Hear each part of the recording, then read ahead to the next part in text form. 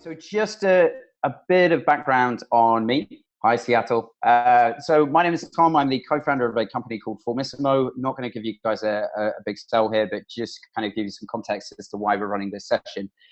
Basically, we are a form analytics bit of software. So we help companies like TravelX, William Hill, Experian, and those understand where and why people abandon their online forms. So we're a bit of JavaScript that goes on their site, collects behavioral data about what they're doing, and presents it back to them in the form of dashboards. So as well as that product, which we think is pretty cool, obviously over the course of the years, we've been going about 3.5, 4 years now, we've done a lot of consultancy and working very closely with those brands to kind of understand where pain points might be in their form processes. That's why I'm here, and I'm going to take you on a whistle-stop tour of kind of everything forms related, everything, maybe not everything. It's going to be relatively quick. I want to get through things quite quickly and cover off a lot. So this isn't like a super expert deep dive level into any one of these. Like I could do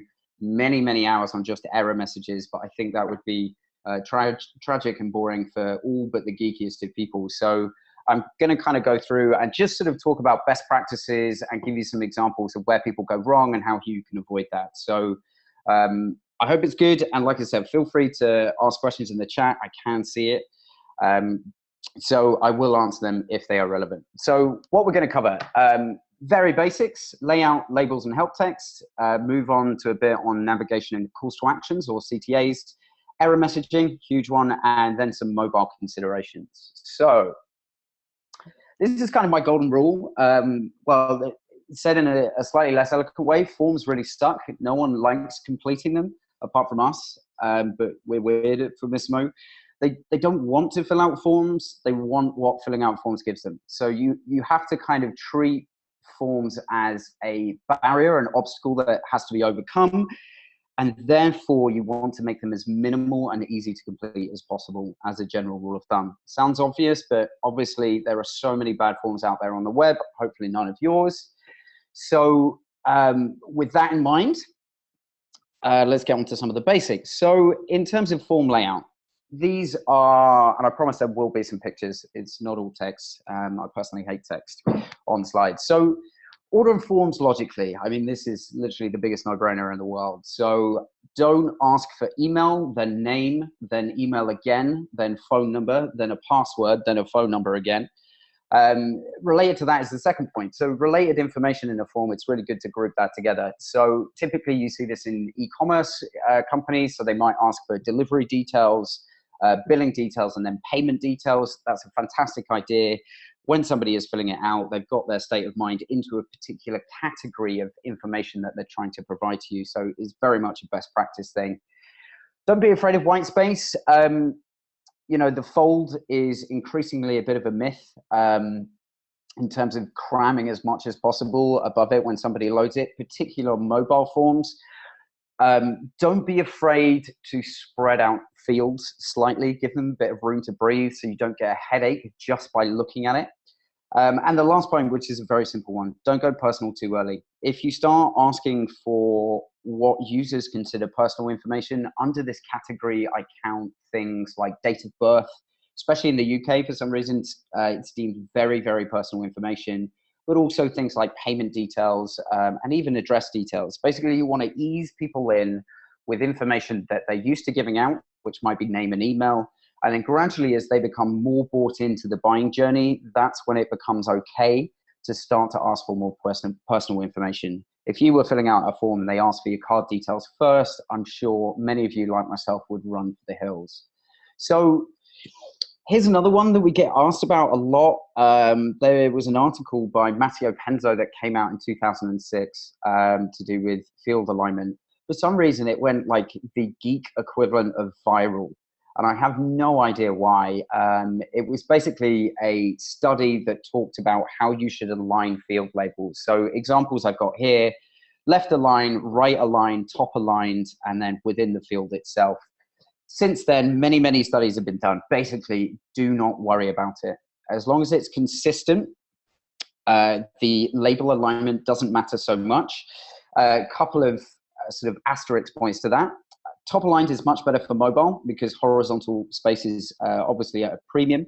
So if you are getting a lot of mobile traffic to your form, top aligned labels work really well. We'll see some screenshots of that a bit later. Also, having the label inside the field itself is incredibly easy to get wrong.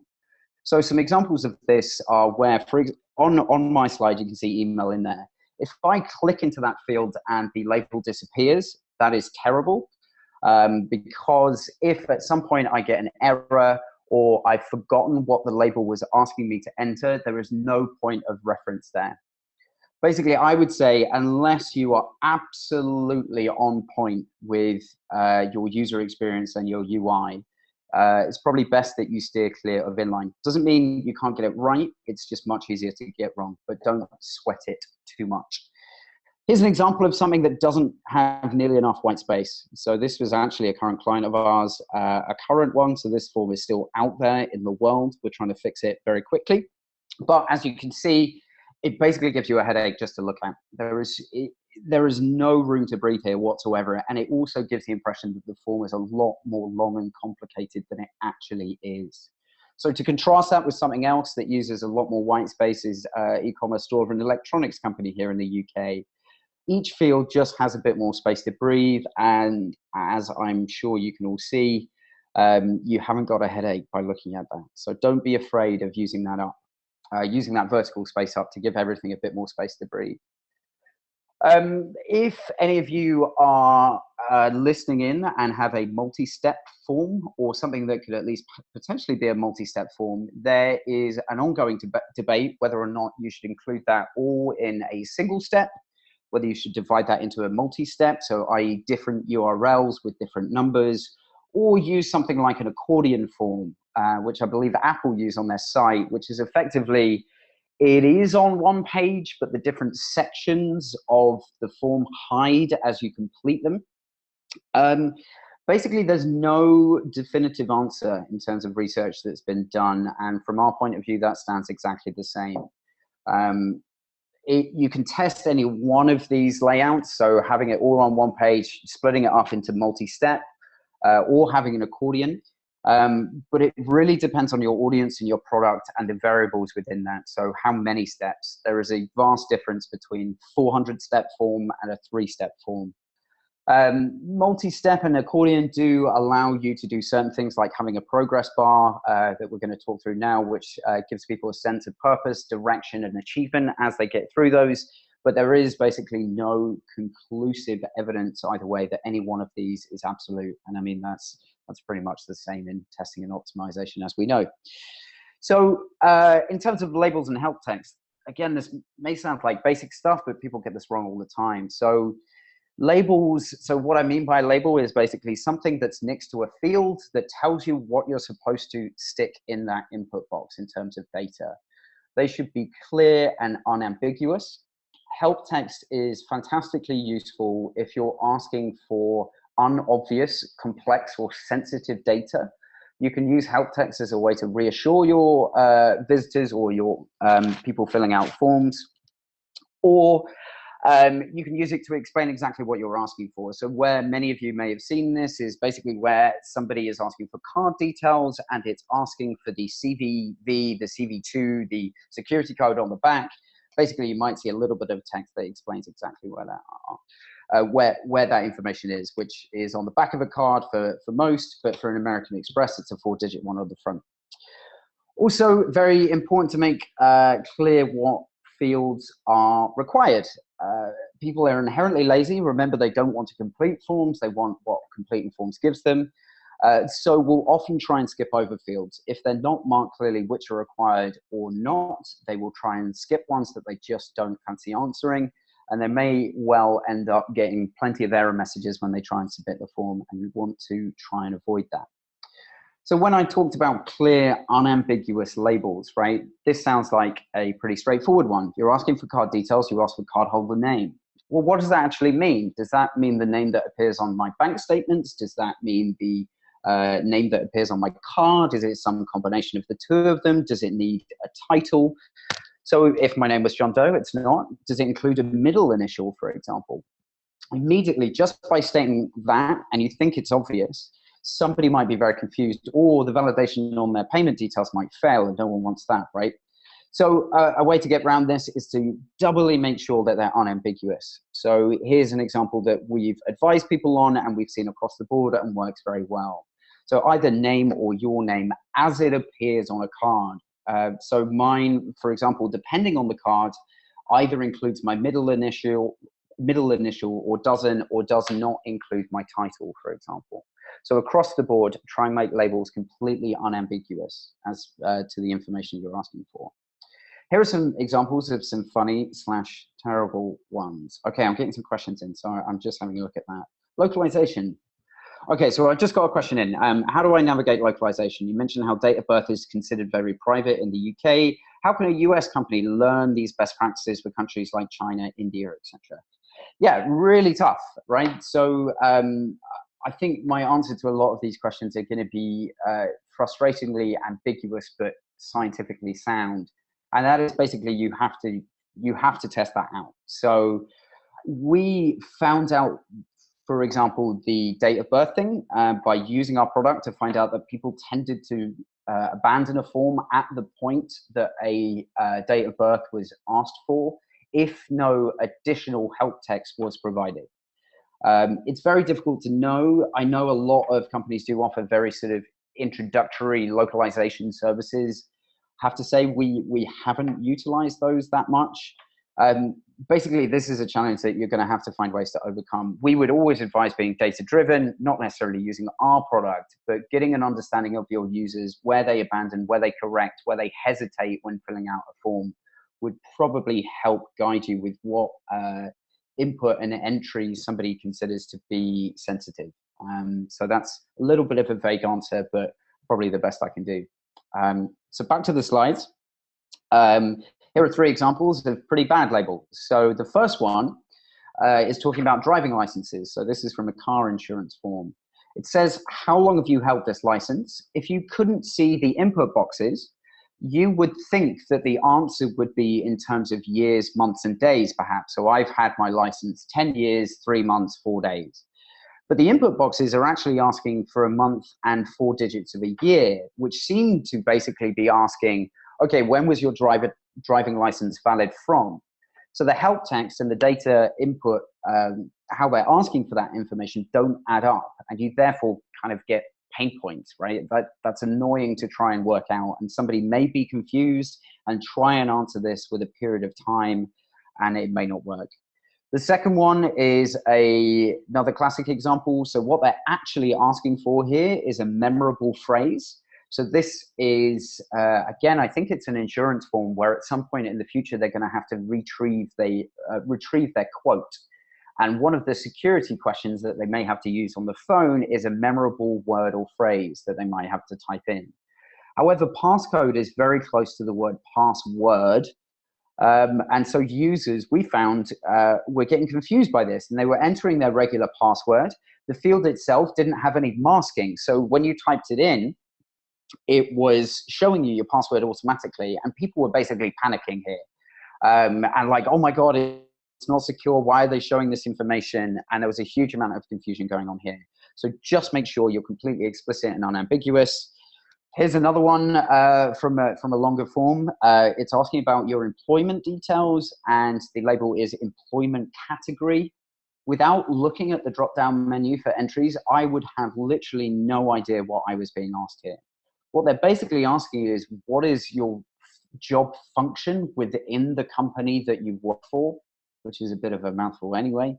But employment category is a spectacularly ambiguous way to ask for that information. It means people have to spend a lot of time thinking about this and may get frustrated and just look for stuff that they can't find in that drop-down list. So it sounds obvious, plenty of people get it wrong. All of these things are from the web right now.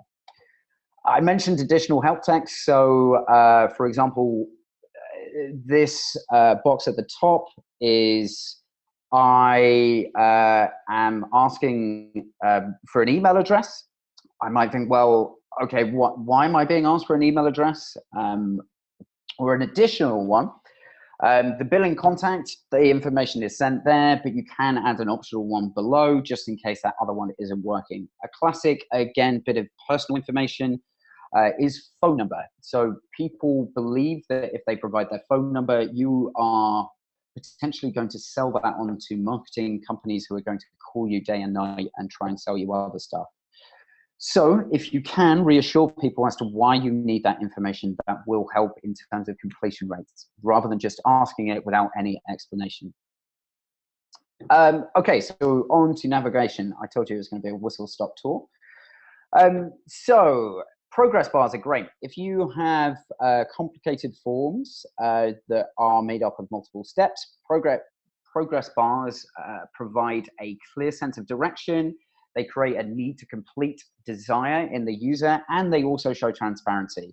There's nothing worse than being asked to complete a survey, for example, that says it will take 5 minutes, but ends up being about 26 steps, and without telling you that it's going to be so long. So here are some examples that I pulled out. We can see the sense of direction all have either numbers or arrows or both that indicate a direction in which you're traveling.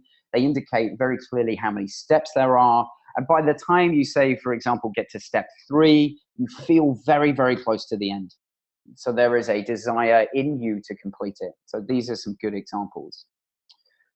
I don't know if there are any Rick and Morty fans in the webinar today. I'm a huge fan. Anyway, there's a great episode where Rick creates this little robot whose only function is to pass him butter. And the robot asks him, what is my function? And he says to pass butter. And then the robot goes into a deep depression that its only function is to pass butter. Forms are basically the same, right? They only exist to be completed.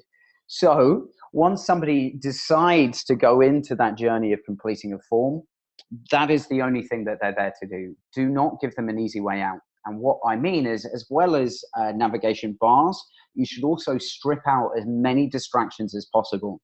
A bad example is a UK company called Toys R Us. You are in the checkout at this point, and there are maybe 4,000 different things that can distract your eyes from actually completing this process. You can click on any one of those things and just be distracted. I mean, there's enough distractions anyway. You know, at the top of the browser, going to Reddit or Google or BBC News and forgetting about what you were doing. Don't give them even more by allowing the top nav to still be there and giving people a way out. A much better example was the Maplin one that I mentioned before. It stripped everything out apart from a link to the homepage and just has that navigation bar again. It's basically focusing people's attention at the task in hand, which is to complete the form. So calls to action, or CTAs, very much encourage people to be as descriptive as possible, and again, unambiguous with calls to actions within a form. So at the top, we've got some bad examples. Continue and submit could mean anything to anyone, particularly continue if it's the last step. That's incredibly unambiguous. So below, I've given some suggestions about how you can make calls to action more descriptive and unambiguous. So are you retrieving a quote? Are you paying at this point? Are you moving on to the delivery detail step? Are you applying for a job? Let them know within the call to action. Second thing is that calls to action should, in terms of contrast, stand out. We use the very high-tech squint test, which is if you look at a page and squint, the call to action should basically be the one thing that stands out on that page above any help text. If you have secondary calls to action within a form, so that might be back or save, something like that, they should not contrast and stand out as much as the primary CTA. You may even want to reduce it to a simple hyperlink with an underlined, a hyperlink basically for the secondary action. So that's a nice way to distinguish it from the primary one, and means somebody won't click it by accident. I've included some resources. I'm sure this presentation is going to be shared, so feel free to have a look at those. There's some really cool stuff in both of those to do with the psychology of progress bars. Oh, and now my presentation is gone. Oh, I clicked on the link. Whoops, I'll get it back up. There we go. I will try not to click on it now. Okay, errors. Huge, huge, huge topic here. So prevention is better than cure. Another way to phrase this is people want to enter information in a certain way. Not everyone does this in a very robotic and uniform manner. You should allow, where possible, for people to enter information in a way that is stored in their own mind. Allow them to enter the information how they're thinking about it in their own brain. If you do that and you do a bit of work in terms of coding and development to allow people to enter information in different ways, you're going to throw up far fewer error messages and get a lot less form abandonments. So, for example, this is a UK example, but I imagine zip code would be equally applicable. Providing address details if you have a zip code or a postcode. Oh, the slides aren't changing. Now they are. Okay. Is everyone all right? They can see currently a slide that says postcode and phone number on. Just checking. Yeah. Great. Thank you. Brilliant. I'm just going to wait for everyone to answer now. No, I'm joking. I'll crack on. So postcode in the UK, typically the sort of more popular format is to include a space after the first letter and number. It's some validation on certain forms. If you don't put that space in, says it's not a postcode. Zip codes, people might put spaces in different areas. Phone numbers are a great example of this. So some people like to put spaces in between different groups of numbers, or they might include the international dialing code. So +1 for the US, +44 for the UK. This is a valid way to enter a phone number, really. You know, if I do a lot of international traveling, I'm not just going to stick 0 in there.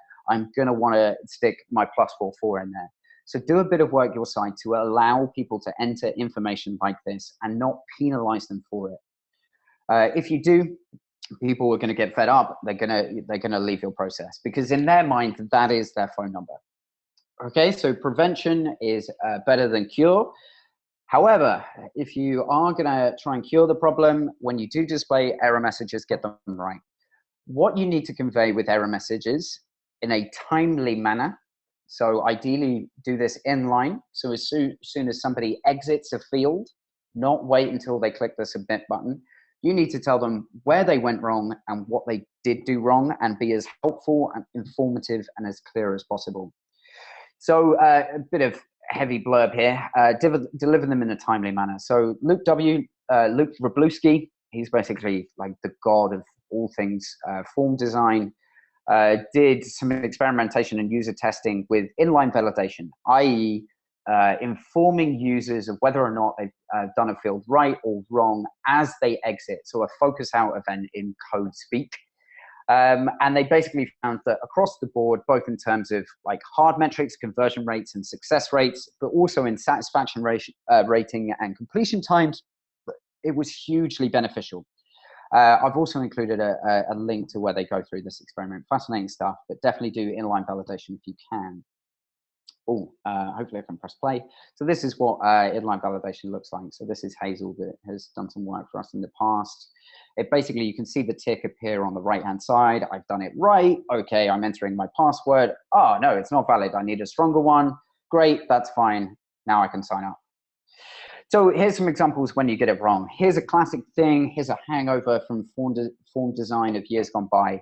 You display all the error messages in a great big block at the top of the form only after I've submitted a form. This is basically overwhelming. It's like shouting at your users that you've done so much wrong and we're going to shout it all in a list rather than helping you through the process. So don't do this where possible. The error messages should tell you exactly where. Another problem with this is if this is a long form, particularly on mobile, I get this list of error messages. I feel kind of put out because I'm like, oh my God, I was doing my best, but hey ho, you're telling me that I've made loads of mistakes. I then scroll down to the field in question. I can no longer see the error message. If I then try and correct it, but then I forget exactly where I went wrong, I have to scroll back up to the top and I have to keep going up and down. And particularly on mobile devices, this is just a terrible, terrible user experience. Also some little points here in terms of speaking like a human being to your users rather than a computer. Please enter a valid value for your first name is pure developer speak. No offense, developers, I love you guys. But it is not how a human being would communicate. It's effectively, please provide us with your first name, or please provide us with your first name because we would like to call you by your first name, or whatever the reason may be. So here's a much better version. So this is not a valid entry. Please check that the information is correct. It's delivered in a timely manner. It tells me exactly where I've gone wrong. And it's just asking me in a polite way to check that information. So good. Here's bad.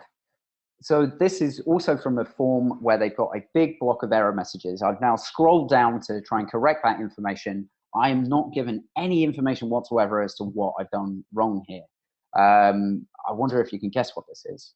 It's interesting. I don't know. Apart from my surname isn't Test, it's new, and I'm not a Mrs. as far as I'm aware.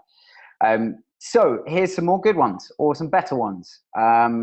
Password, you can't use your email address for the password. Very, very informative. So it's saying not only have you got your password wrong, it's noticing that you've tried to stick your email address in as your password and saying, look, hey, buddy, you can't try that again. It's got to be different for the sake of security.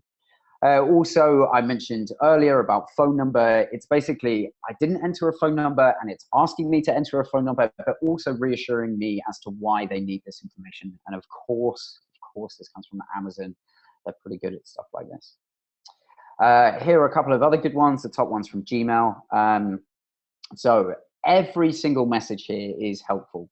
Short passwords are easy to guess. Try one with at least 8 characters. These passwords don't match. Try again. Please use between 6 and 30 characters for your email address.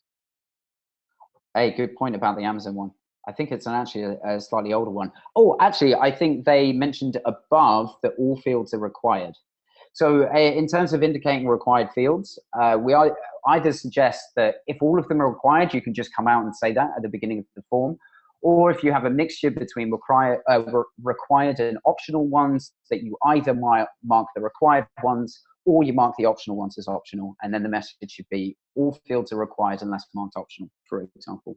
But good on you, JS, for calling out Amazon on that one. So email address should contain a single @ basically, you're getting the idea. Error messages should be next to the field. They should be as helpful as possible in guiding somebody to get something right. Okay, so we're on to mobile forms. This is the last section. So I'm rattling through this pretty quickly, which will probably give you guys a bit more time to ask questions if you want to. Forms are really, really difficult to get right. Sorry, we know from all of our data from 3.5 years, we've tracked literally billions of data points and hundreds of millions of sessions to forms that 2/3 of people that start any online form abandon before they get to the end. That statistic is massive. It's very sad because it represents a huge amount of lost value right at the last conversion point of a buying journey. And that's across everything. Mobile forms are always worse. We always notice, well, always, most of the time, the vast majority of the time, we notice that abandonment rates on mobiles are 20, 30, 40, 50% higher than they are on desktop. They are very, very difficult to get right. So here are a couple of tips. Drop downs are your enemy, buttons and clickable areas are your friends. They're much, much easier to press on and navigate through on a mobile device. Also, just increase the size of them. You don't want a tiny little call to action in the bottom right-hand corner that would be easily missable. So just make them big. People are pretty comfortable scrolling on mobiles, but they get very, very frustrated very quickly if they get stuff wrong and it's difficult to click on stuff. I mentioned about the buttons. If you can see the difference between a form on the left, which has a drop down for a type of property where it's effectively that scroll wheel with options that just disappear into the ether. If you have, say, less than 5 options, it's far, far better on a mobile device to just display them as large, accessible buttons. So you compare that to the one on the right.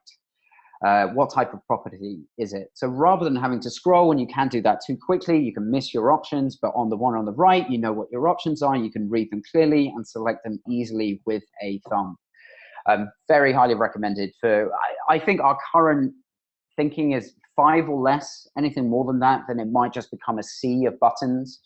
So there's obviously certain things like year, like date of birth, year, very difficult to do with buttons. Can you imagine what that page would look like if you displayed every single year since 1900 as a thumbable button? That would be hilarious. Nobody do that. Okay, so another thing, smart defaults for keyboards. It's not too much work to do this. So if you're asking for numerical information, you can set the smart default to have a number pad. If it's email, there's a different keyboard.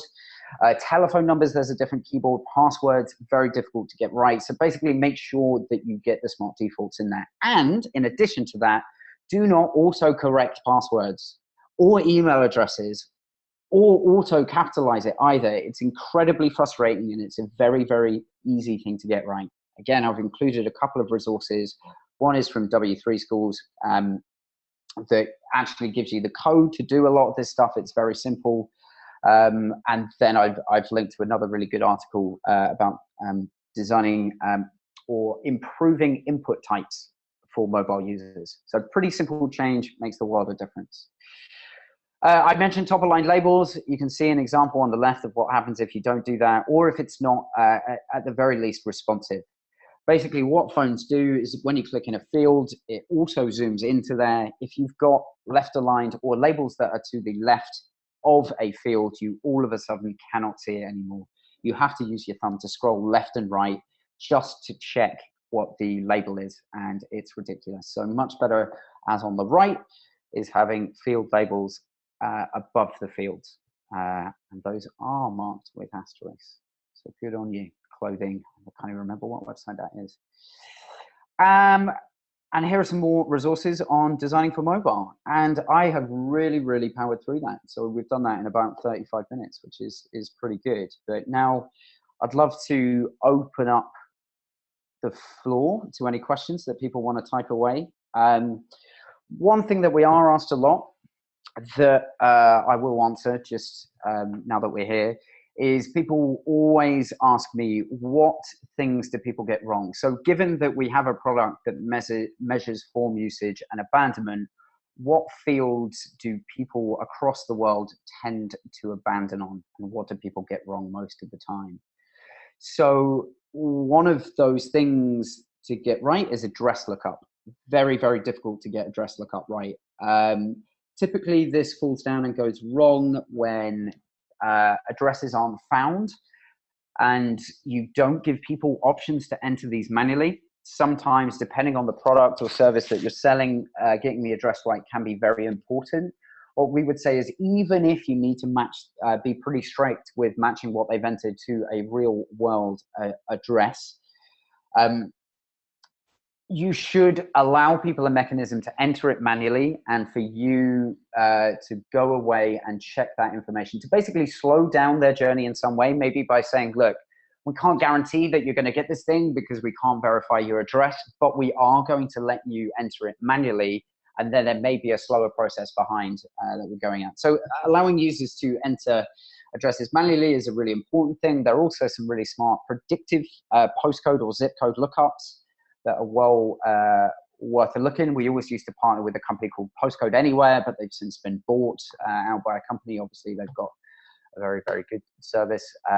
But yeah, look at those. Postcode, card details, telephone numbers, and email addresses are where people tend to have to amend and correct information. That tends to be because of reasons as I've outlined in this talk, which is basically being too strict on validation and not letting people enter information in a way that makes sense to them. So I've got some more questions that have popped up. So from Nathan T. I recently tested inline validation for lead gen in car dealerships in Google Optimize. Control ended up winning with a significance of alpha 0.02. I cannot figure out for the life of me why. Any insights? Wow. So inline validation. Why does inline validation fail? Oh, God. Without knowing a bit more about that case, that would be very, very difficult for me to say. I mean, I think that is a brilliant example of how frustrating A/B testing can be, and we've done a lot of it. A lot of tests, even AA tests, can seemingly give winners to an A over an A. They're exactly the same, and there's a statistically significant difference over a large period of time. Again, I would, the best data, the best evidence that you have is that your users, as crazy as they might seem to you, prefer not to have inline validation. Depends on your audience.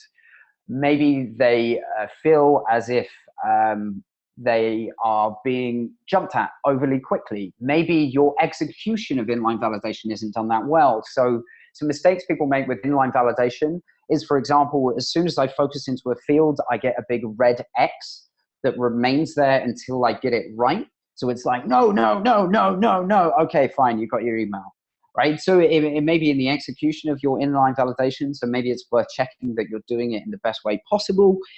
If you are, and the control is still coming out on top, then you've got to go by what your users want, right? You can't dictate to them how they should enter information. So it must be very, very frustration. Okay, any good? Oh, right. Okay, so the questions are zooming past me now. No worries. What companies in the insurance industry get it forms right? Here. Okay, so what I can send round or include as a follow-up to this is we recently did a big survey of insurance companies. We basically filled out, we applied for home insurance on, I think, about 25 different insurance companies and listed the number of steps, the number of drop downs, how easy they were to complete, and basically put together just a free bit of content that compares all of those things. So I'm more than happy to send that round, and that will give you some example. We basically turned it into a league table, so you can see the best of the worst on there. So I'm more than happy to include that. Cool. Any good resource to add inline validation to CFM forms? Not sure what CFM forms. If you can follow up with that, just to CFM. Am I being an idiot there? Cold Fusion. Not familiar with that, so wouldn't be able to give you. Yeah, I'm afraid not familiar with that personally, so would hate to overstep the mark with that and just provide terrible advice. I'd rather admit that I'm completely ignorant when it comes to that. So next one, my company only wants a total of 4 fields in a form. I'm against this, but uncertain about progressive profiling. Are there any statistics I can reference to support my case? Best thing is the old classic hypothesis, test, measure, learn, I guess. Otherwise, it's just a bunch of hippos in a room, right, arguing about opinions. I'm sure there is plenty out there. I can't think of any specific links off the top of my head right now. I would, of course, so I'm a product guy as well here at Fimismo. I would find the kind of basic assumption that you want to test, find the quickest, dirtiest way to test that, go out and test it, and go from there. It depends how bad your drop-off rates are. So if your form currently has 400 fields and the abandonment rate is pretty bad, then maybe that's a time to start hacking away and see and test and optimize. If it only has 5 and they want to go down to 4, well, is it worth that extra bit of effort? So again, that's a bit of an ambiguous answer. I apologize. User enters in a phone number as they wish for a profile form. We store that number in a different way. They entered to be consistent in the work database. If they come back later and look at their profile, should we present the number in the way they entered it or the way we store it? That is a fantastic question. I really like that. I think it's less important then. So we found that when people are, I'll give you a perfect example of this. You often hear when people say their phone number out loud, they have a certain cadence that they say it in. So they group certain numbers together and maybe have certain pauses. So you might go, 555-721-3849. So maybe I group 3, then 4. However, if I'm repeating that phone number back to them, they will still recognize their phone number if I say it in a slightly different order. So I would say when you're displaying it back to them, for example, in a profile, don't worry so much about displaying it in the format that they entered it in the first place. Once you've got that information, people are more, basically, they can sense or see that it is their postcode or information and put two and two together. The point is, at the point where they're entering it, you don't want to be putting up barriers to entry, barriers to buying, barriers to setting up a profile. So great question. Good resources in JavaScript. Oh, wow. Yeah. I can put together a list. We have seen many different things. It's really cool. People experiment with different stuff all the time. it's fairly dull and boring best practice for stuff. I mentioned W3 schools; they have loads of stuff to do with forms in general, but I'm more than happy to pull through some resources and send those around. But yeah, there's some pretty cool stuff you can do in JavaScript. So we saw a custom thing done. Actually, I really like this. So people tend to get their own email addresses wrong. They just get them wrong. They have to correct them quite a lot. What we've seen a few companies do, and they've done in a variety of different ways, is add in a piece of JavaScript that compares the second half of their email address, i.e. the domain, to a list of common email providers and common misspellings of those email providers. So a classic thing is writing at gnail.com, i.e. N for November instead of M for Mike. This bit of JavaScript checks that in real time, says, hey, did you mean gmail.com rather than Gmail? With a single click, they can amend that information rather than having to click back into the input box, navigate along, delete the N, enter the M. So that's an example of a really cool piece of JavaScript that we've used that cuts down the number of corrections needed in a form. Okay, for a B2B company, I'm struggling to read that. On a product page versus form on an isolated page versus form on a pop-up. Oh, okay. Again, I think a lot of the questions to do with how forms should be displayed. So remember, I was talking about single page, multi-page, and accordion. So similar to appearing within a page, appearing within a modal pop-up, or taking you to a dedicated page that does something, or using an iframe, whatever it may be. With questions like that, it is truly out for testing. Basically, every audience is different and very much depends on the execution of those ideas that you have. I do not think that there is a right answer to this. And we've seen people that have sign-up forms within modal pop-ups that have very high conversion rates. We've seen people that have very low conversion rates, but it tends to be not how that form is delivered to the user, but all the stuff that happens in between. So some of the basic functionality issues that I mentioned before, poor labeling, terrible validation issues, awful error messaging, things like that. Okay, so if I can click there, what do you think, or CTA pop-up versus CTA for on another page?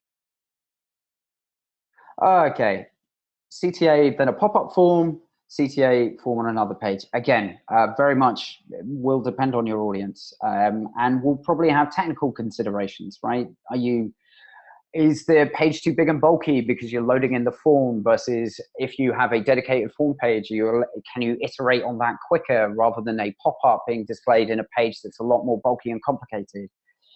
There's no right answer for this stuff, and will depend on your business. So any thoughts about I'm not a robot validation? Images, captures with letters, numbers. Yeah. Yeah, lots. Poor captures are literally the worst things in the world. They are 99.9% of the time the #1 reason for drop-offs wherever they are included. Again, there are some really good resources for doing this. The current one, I am not a robot, I think it's Google provided, is probably the simplest. There's increasingly cool machine learning techniques to decide whether or not something is spam. We've seen people use honey traps in the past. So these are fields hidden from view from the user that have like a really juicy general sounding name, like confirm email 2 or something, but don't actually display to the user. If then a bot comes along and tries to complete that form, it will see confirm email 2, it will try and enter information into that field. You know that anyone that's interacted with that field cannot be a human person, and therefore can automatically detect whether or not it's a bot. We quite like that, but then we've also seen people where that just wasn't keeping out enough spam. Basically, you really have to ask your question how big a problem spam is, because the dilemma you're facing is how many users do we want to annoy or put off, versus can we find another better way to deal with spam inquiries or signups? My temptation would always be to say, do not put the burden on users. If you can find a way in the background to reduce that problem for your business in roughly the same or slightly more amount of time, do that, because otherwise you are driving good, honest, human, real people away from your business. And even if they do get through it, if it's been a frustrating experience, they're kind of starting their whole relationship with you on the wrong foot. So what do you think of one question per page, customer journeys for a car insurance website with a lot of required questions? Interesting. So this is a bit like a survey that never ends, right? So, you know, oh, it's very simple. There's one question per page and you answer 6 of them and you realize like you're only 4% of the way through it. Sometimes the one question per page, particularly at the beginning of a journey, can be a good thing. So for example, if you're asking, okay, just provide us your email or email and password. So that's 2 questions. And if you're storing that information, so if the CTA basically, or the terms and conditions are on that page and it's like email address, okay, by clicking continue, you're starting the process of signing up for the service. It's a low barrier to entry. People are most of the time very happy to provide email addresses, so they'll give that information to you. You then have that on file basically to then market or remarket to them, and you can gradually ask them for more information. However, if your journey is then 27 steps with a single question per step, we see step fatigue setting in.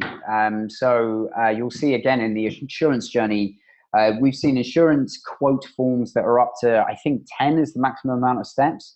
If that's more like 15, 16, then people are going to get very frustrated very quickly. Even though you're being transparent, they're getting basically fatigued very, very quickly. So it depends what that one question is. I think we've seen good approaches where that one question is email, then they answer 2, 5, 10 questions on the next page, and they've already got their email address and then can market to them or remarket to them. So I hope that answers that question. It's all right if you guys see my desktop. We have 3 drop downs on our form. 2 of them have too many options to make them buttons. Should we make the first one a button and leave the other 2 drop downs, or is this a poor user experience? It's not consistent. No, I would say that's okay. That's okay. Because in a user's mind, there isn't necessarily, they don't have as fundamental understanding of how forms are put together for them. They only recognize what question they're being asked and then are presented with a way to answer that question. So you may have forms that may have radio buttons, actual buttons and drop downs within the same thing. I think that's largely okay. And you've mentioned that you have too many options to be included in buttons, so I think you've made the right call there. That's absolutely fine. Is it good to include confirm email address and or confirm password fields? Is it better to remove them? What are the chances of getting more errors without them? Okay, so we've had a bit of experience with this. Those are very much old school hang-ups from the way forms and the web used to work. So if you ask yourself, what is the point of asking for email address more than once? The point is largely to make sure that that email address is completely valid and is the right email address. So i.e. the email address in my mind, my actual email address matches the one that I've entered. However, most people, as mentioned before, are pretty lazy and hate forms. So what do? Usually is they copy and paste the first email address into the second one. In which case you've completely negated asking for that information twice, since if they've made an error, they've now made it twice. Passwords is equally frustrating because the default is to mask a password. If I make a mistake in either one of them when typing them out twice, the error message usually goes something like this: your passwords do not match. It does not tell me where I've gone wrong because it doesn't know and I also cannot see. So I therefore have to delete both passwords and try again. I'm almost as likely to make a mistake in my second time as I am in my first time. And I'm immediately getting angry just thinking about this. So a nice way to do it is just ask for email address once. We actually found that just by asking for once, we did this with our own sign-up process. We found we had almost no instances of people signing up with very similar email addresses, i.e. they got it wrong the first time. I also think there's been some studies done on this, particularly with passwords as well, though. A nice way to do it, ask for a password once, have a checkbox that says display password. Don't display it as a default. because people have trust issues with that. Equally, we don't usually sign up for services in a internet cafe. So if our password is displayed, there's no one sitting behind us or over our shoulder that's going to jot down our password and then steal all our fortune and our monies. So have a single one, give people the option to unmask it or unhide it or show password. They can then do that if they feel comfortable with that and take time to make sure that they're typing in the password that they have in their mind, and they can now see it in front of them. We've seen that that also had zero effect on password reset rates when we did that on our site. We know of other companies that have done that before. Okay, my voice is getting a bit hoarse here. Do you suggest including a quick contact form on a homepage or just a single form on the contact page? What does the data favor? Single form versus multiple forms? Okay, I actually don't have that data to hand. You know, off the cuff, my hypothesis would be that you should allow people to contact you in whatever way they see fit. You shouldn't make it hard for them to contact you. It couldn't hurt to try both, but that's more of a, you know, where do we put our contact information question rather than a how do I make my forms better question. So I'll leave that to more qualified and expert people than myself. Any thoughts about requiring a business email address versus Gmail, Comcast? Yeah, it depends. So we've recently done that for our demo forms, but that is a business-led decision. So we are looking for trialists of a particular company size and type. We found historically that when people signed up using a personal a personal address, they weren't our target or key client base. So therefore wanted to deliberately put up a barrier for them. However, if your product or service is available to the masses, you do not want to cause any friction in this way.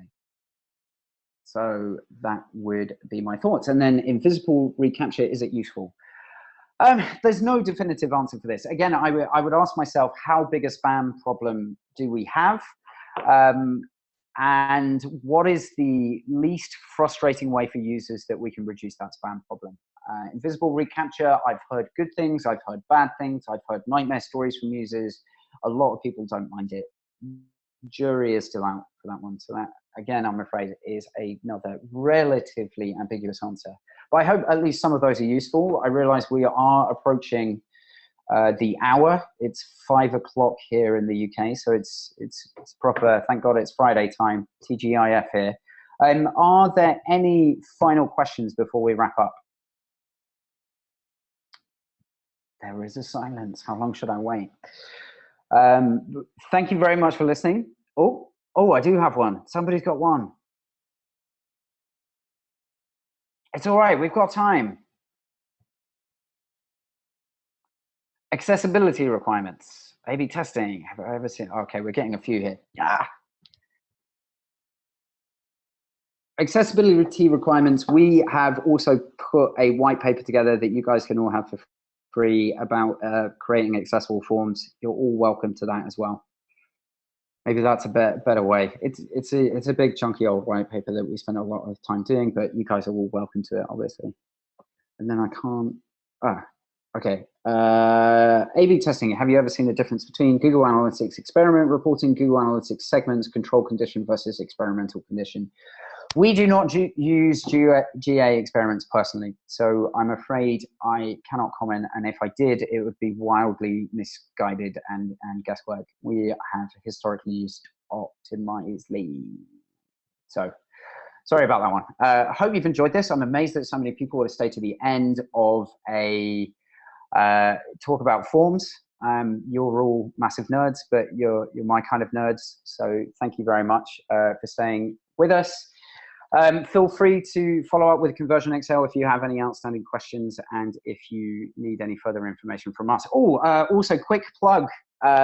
We are doing a course on this. If you fancy getting even nerdier and going into even more depth about online forms, we are commencing a course in August. Basically similar to this, but each of these will get a full module and will go into much more depth. I'll be able to throw way more resources at you. and should basically be a lot of fun if you care about stuff like this as much as we do. So check that out. Hopefully I'll see some of you there. So that's my plug done. Anyway, thank you very much, everyone. And I hope you have a good rest of the Friday. I'm off to see Back to the Future in an old Victorian swimming pool that has been hollowed out. So that's my Friday. I hope you have a great weekend, everyone.